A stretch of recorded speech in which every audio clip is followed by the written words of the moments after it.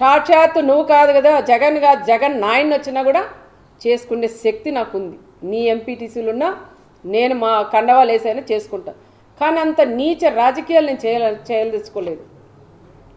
MPP election వద్దనే అనుకున్నాం. మీ వాళ్ళ రెచ్చగొట్టి మీ సైకో చిన్న సైకో అయినా తోపు వచ్చి ముందు రోజే ఆయుధాలు పెట్టి 3 బీసీలను కూడా ఇక్కడ పంపించి విప్ జారీ చేసేకొచ్చింది.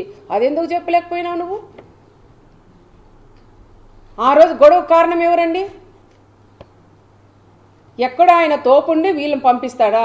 మరి వాళ్ళ బ్రదర్స్ని పంపించాల్సిందా? ఈ గొడవలు పెట్టేదే కాకుండా ఎంపీటీసీలు 8 మంది నీ సింబల్ మీద గెలిచారు.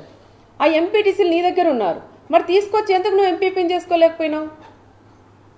మరి ఎక్కడో పోయి దాచుకున్నావు. దాచిన తర్వాత కరెక్ట్ టైంకి పోలీస్కి ఇవ్వాలి కదా.